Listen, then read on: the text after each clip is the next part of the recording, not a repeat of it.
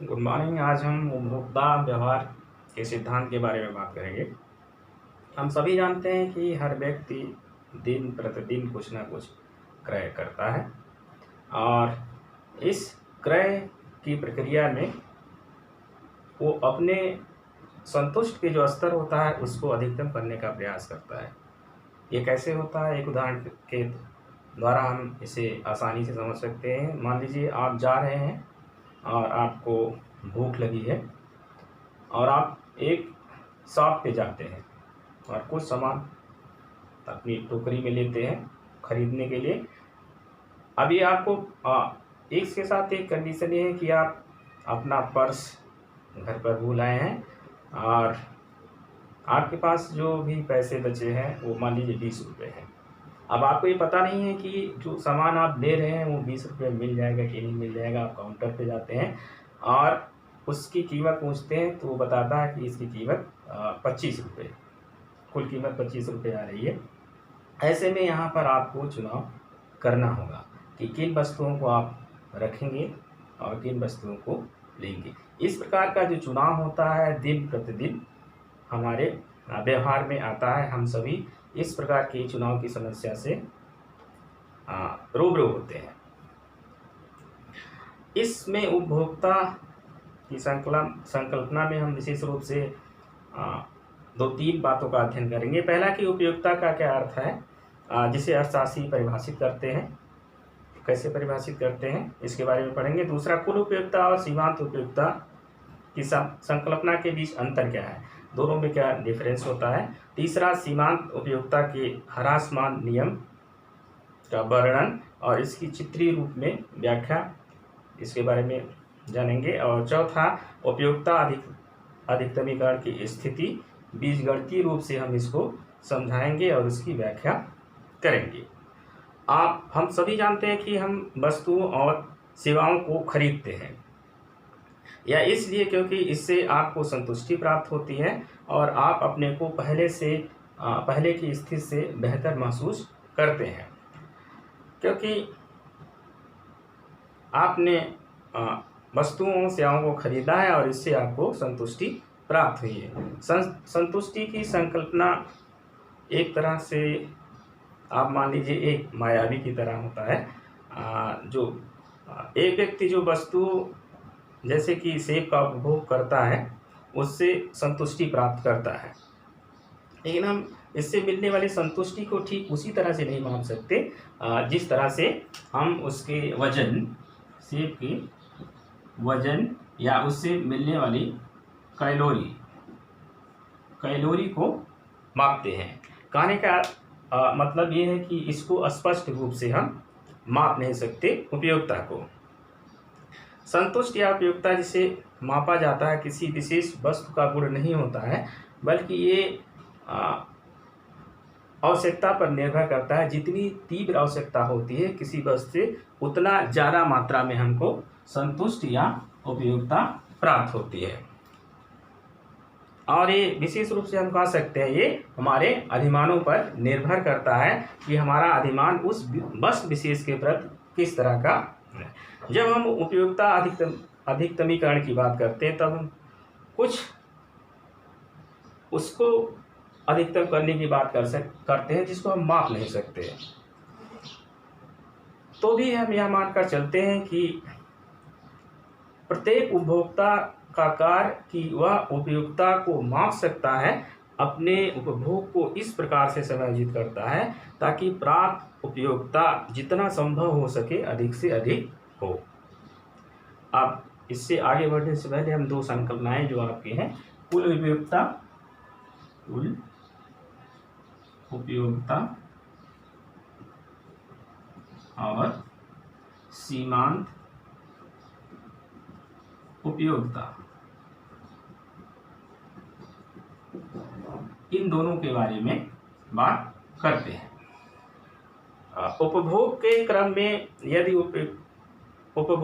में यदि उपयोगिता को मापा जा सकता है, जैसा कि माना जाता है।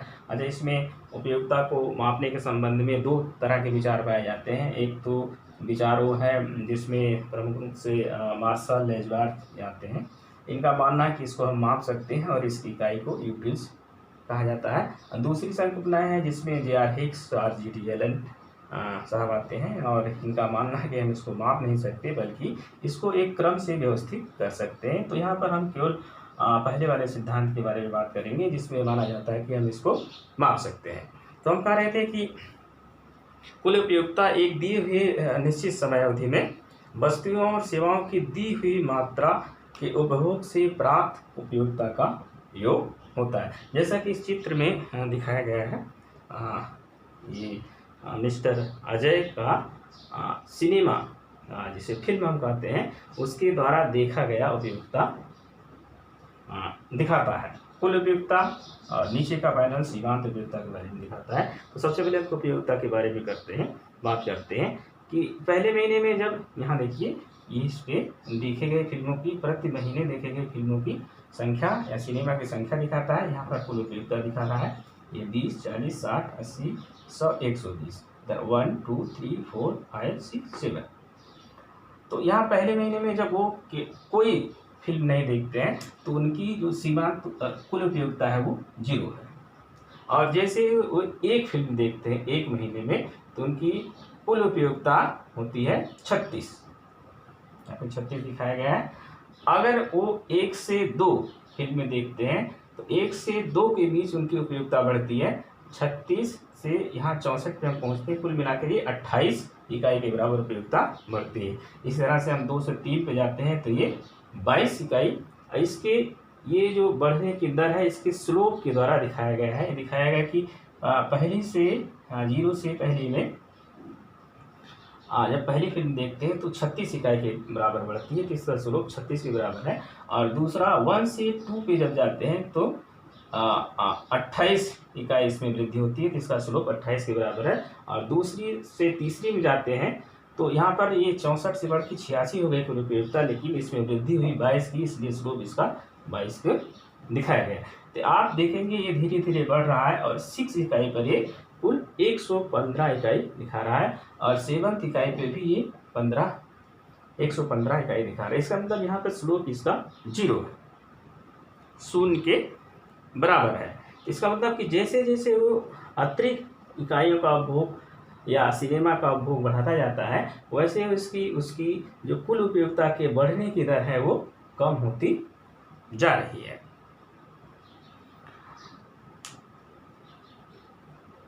अब इसके बाद दूसरा है आपका सीमांत उपयोगिता के बारे में। ये कहता है कि एक अतिरिक्त वस्तुओं और सेवाओं के उपभोग से कुल उपयोगिता में जो वृद्धि होती है वो सीमांत उपयोगिता के नाम से जानी जाती है। यहाँ देखिए जो पहली फिल्म देखते हैं इसको दूसरे पैनल में दिखाया गया कि 1 से 2 0 से 1 के बीच जब 1 देखते हैं तो कुल कितनी उपयोगिता में वृद्धि होती है। तो ये 36 के बराबर होती है। तो देखिए 0 से 1 के बीच उसे 36 के बराबर सीमांत उपयोगिता प्राप्त होती है। जब 1 से 2 दूसरी फिल्म पे जाते हैं, 2 फिल्म देखते हैं तो इनकी उपयोगिता हो जाती है 1 से दूसरी पे ये 36 और 64 के बीच 28, तो ये 28 के द्वारा मार्क किया गया है। इस तरह से देखते जाते हैं कि ये 7वीं इकाई पर इनकी सीमांत उपयोगिता 0 के बराबर हो जाती है। यहाँ यह नोट किया जाना चाहिए कि जो ये दिया गया है, चित्र दिया गया है, सीमांत उपयोगिता को कुल उपयोगिता के कॉलम के बीच में दर्शाया गया है क्योंकि अन्य सीमांत संकल्पनाओं के समान ही सीमांत उपयोगिता जब हम एक इकाई से दूसरी इकाई पर जाते हैं तो उपयोगिता का अंतर होता है। चित्र में सीमांत उपयोगिता वक्र नीचे की ढाल वाला दिखाया गया है, नीचे के तरफ ढाल वाला दिखाया गया है जो ये बताता है कि सीमांत उपयोगिता गिरती हुई है और जैसे जैसे अधिक इकाइयों का प्रयोग करता जाता है या फिल्में देखता जाता है वैसे वैसे इसकी सीमांत उपयोगिता गिरती हुई जा रही है। अब इसके बाद हम बात करेंगे उपयोगिता अधिकतमीकरण के बारे में।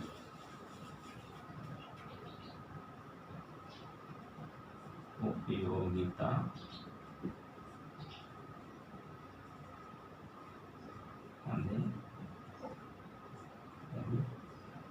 कर, इसे कहते हैं यूटिलिटी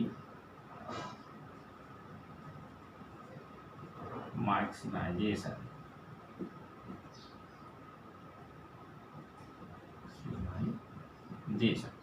उपयोगिता अधिकतमीकरण। अर्थशास्त्री मानकर चलते हैं कि उपभोक्ता इस प्रकार का व्यवहार करता है कि उसके उपयोगिता अधिकतमीकरण के संगत हो। जो उसका व्यवहार होता है वो इस प्रकार से करता है जो उपयोगिता के अधिकतमीकरण के संगत हो, मतलब उसका उद्देश्य होता है कि वो उपयोगिता को ज़्यादा से ज़्यादा बढ़ाए। लेकिन सबसे पहले हम यह मानकर चलते हैं कि उपभोक्ता के वस्तु और सेवाओं के खरीदने की क्षमता उसके पास उपलब्ध आय बजट द्वारा प्रतिबंधित होती है। जितना उसके पास आय होती है उससे ज़्यादा वह वस्तुओं और सेवाओं को नहीं खरीद सकता है। तो अगला होता है जिसे हम कहते हैं बजट प्रतिबंध। इसको बजट कॉन्स्टेंट के नाम से जाना जाता है। बजट प्रतिबंध क्या होता है, जैसे इस चित्र में देखिए, कुल उपयोगिता दिखाता है कि मिस्टर जो अजय हैं फिल्म देखने से अधिकतम उपयोगिता तब प्राप्त होती है जब वो छठी इकाई पर 6 फिल्में देखते हैं। ठीक है, मिस्टर अजय द्वारा अन्य वस्तुओं और सेवाओं का में भी कुल उपयोगिता वक्र का स्वरूप इसी तरह से होगा जिससे एक वस्तु के रूप में फिल्म देखने के रूप में प्राप्त किया गया है। तो इसका ये मान के चलते हैं कि ये प्रत्येक वस्तु का वो उपभोग उस स्तर तक करेंगे जहाँ पर उसकी जो कुल उपयोगिता होगी अधिकतम होगी। ऐसा क्या माना जा सकता है? इसका उत्तर होगा कि नहीं, इस तरह से व्यवहार नहीं कर सकते हैं, क्योंकि जो इनकी खरीदने की क्षमता, वस्तु को खरीदने की क्षमता है वो उनकी आय द्वारा प्रतिबंधित होती है। सपोज कर लीजिए, मान लीजिए कि ये फिल्म देखते हैं, इनके पास 25 रुपये व्यय करने के लिए है। फिल्म देखने के लिए ये मनोरंजन पर 25 रुपये व्यय करते हैं और एक फिल्म देखने की कीमत ना 5 रुपये है। अब यहाँ फिल्म से अधिकतम उपयोगिता प्राप्त करने के लिए मान लीजिए, जैसे अभी हमने कहा कि 25 रुपये, इनके पास कुल है 25 रुपये और 6 फिल्म अगर मान लीजिए देखते हैं और एक फिल्म की कीमत है 5 रुपये, तो इस प्रकार से इनका जो कुल व्यय हो जाएगा बराबर ये 30 रुपये। इसका मतलब इनका व्यय उनकी आय से अधिक है। तो यहाँ पर मिस्टर अजय 6 फिल्मों को नहीं देख सकते हैं। इसके लिए वो फिर से अपने क्रय को व्यवस्थित करेंगे और इस तरह से व्यवस्थित करेंगे कि उनके द्वारा जो उनके पास कुल आय है वह उसके आय के बराबर हो जाए। जो उपलब्ध बजट है वह उसके बराबर होना चाहिए। अब यहाँ पर ये मान लीजिए कि मिस्टर अजय फिल्म के साथ ही, मनोरंजन के साथ ही कोई और एक्टिविटी करते हैं, जैसे क्रिकेट देखते हैं, तो दोनों ही वस्तुओं पर व्यय जो उनके द्वारा किया जा रहा है उनके द्वारा उपलब्ध बजट से अधिक नहीं होना चाहिए। कहने का मतलब यहाँ पर है कि जो व्यय है वो या तो बराबर होना चाहिए या तो कम होना चाहिए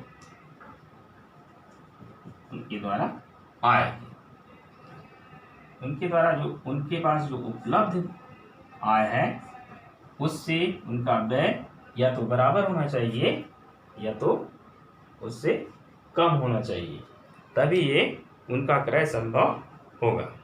तो इस प्रकार से वो अपने व्यय को समायोजित करेंगे कि उनका जो व्यय है कुल उनकी आय के बराबर हो जाए। विश्लेषण की सरलता के लिए हम यहाँ मान लेते हैं कि किसी एक समयावधि में उपभोक्ता का व्यय उस समय अवधि में उसके पास उपलब्ध आय पर आधारित होता है, जो उनका बजट होता है उस पर आधारित होता है।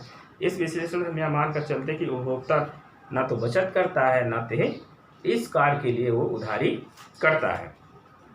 हम इस विश्लेषण को एक से अधिक समय अवधि के लिए भी बढ़ा सकते हैं और इसी समान तरह का जो निष्कर्ष होगा हमको प्राप्त होगा।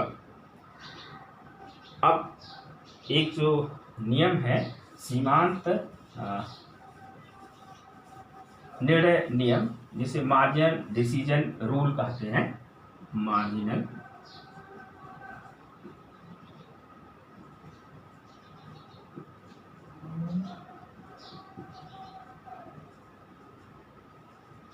सीमांत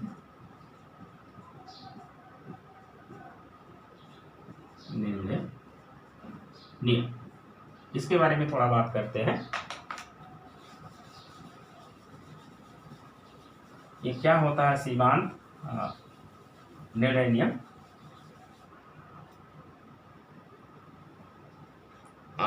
ये मान के चला जाता है कि उपभोक्ता उपलब्ध बजट को व्यय करने की प्रत्याशा करता है, इसलिए उपयोगिता अधिकतमीकरण के लिए व्यय को इस तरह से समायोजित करेगा जिससे अधिकतम संभव उपयोगिता की प्राप्ति हो सके।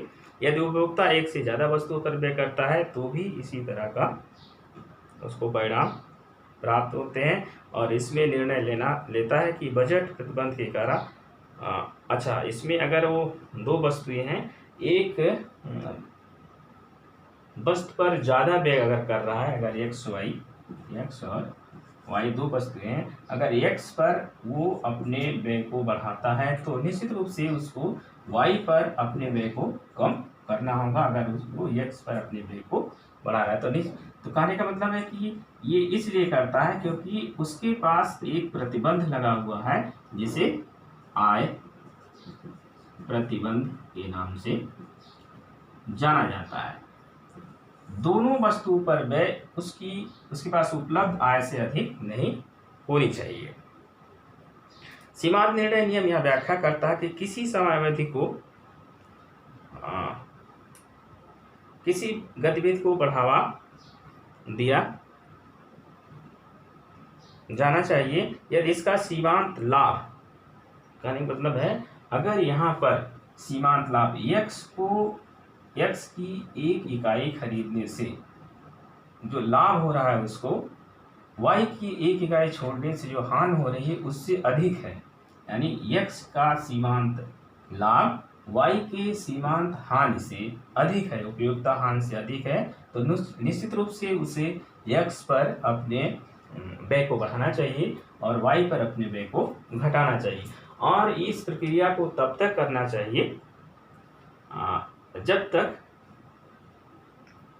दोनों बराबर नहीं हो जाते हैं, जो लाभ है वो हानि के बराबर नहीं हो जाता है।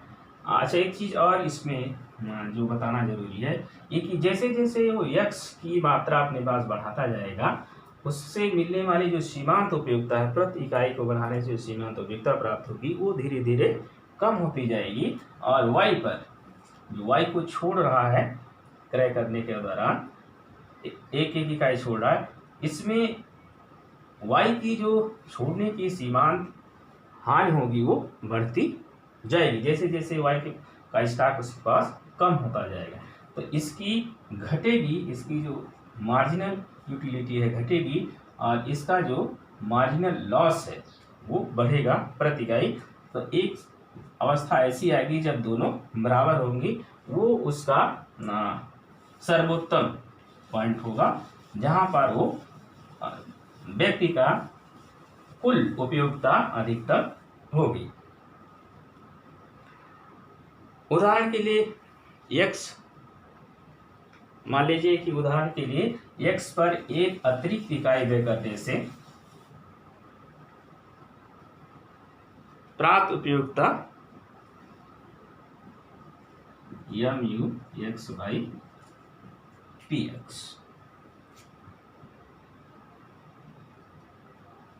ये इसका सीमांत लाभ है।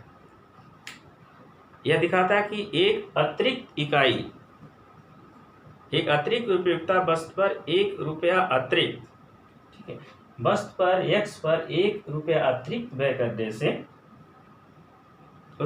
उसको प्राप्त सीमांत लाभ है। मान लीजिए वस्तु x का सीमांत, वस्तु x की सीमांत उपयोगिता, वस्तु x की सीमांत उपयोगिता बराबर 4 तथा कीमत बराबर 2 है, तो एक वस्तु x पर एक अतिरिक्त इकाई, वस्तु x पर एक अतिरिक्त रुपया व्यय करने से 2 इकाई उपयोगिता की प्राप्त होगी।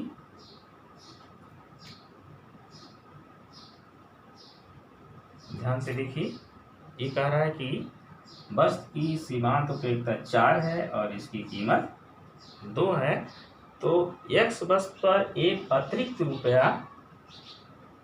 व्यय करने से उसको कुल m x by P X equal to, ये 4 है, 4/2 बराबर 2 के बराबर उपयोगिता प्राप्त होगी। यदि x की सीमांत उपयोगिता 1 है, ध्यान से देखिए, यदि x की सीमांत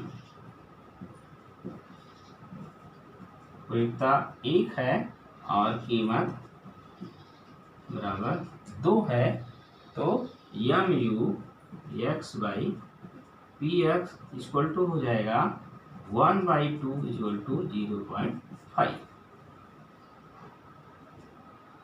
इसी प्रकार से उसके हानि को भी कैलकुलेट किया जाता है। ये सीमांत लाभ था, सीमांत हानि को भी कैलकुलेट किया जा सकता है। दूसरी,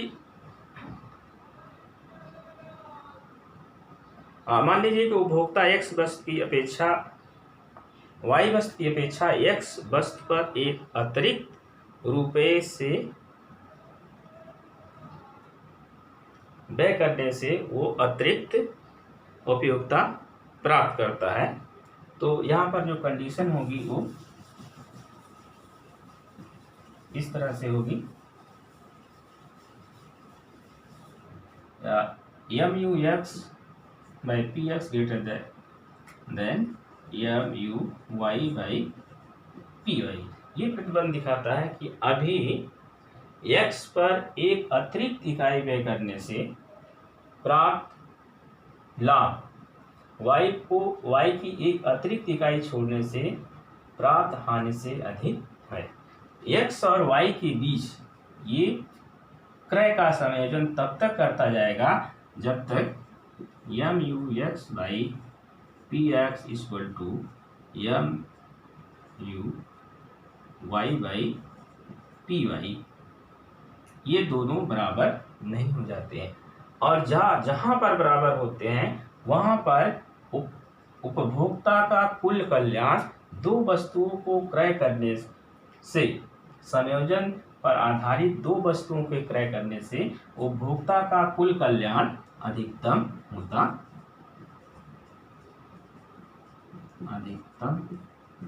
होता है। और यही उपभोक्ता व्यवहार की समस्या है कि वो किस प्रकार से अपने कल्याण को अधिकतम करता है। तो एक उपभोक्ता अपने कल्याण को अधिकतम करने की प्रक्रिया में दो वस्तुओं की आय प्रतिबंध दिए होने पर दो वस्तुओं के बीच क्रय को इस प्रकार से समायोजित करता है कि दोनों से प्राप्त उपयोगिता और कीमतों का अनुपात दोनों वस्तुओं के बीच बराबर होना चाहिए। यही जो नियम है वो दो से अधिक वस्तुओं पर भी लागू होता है। धन्यवाद।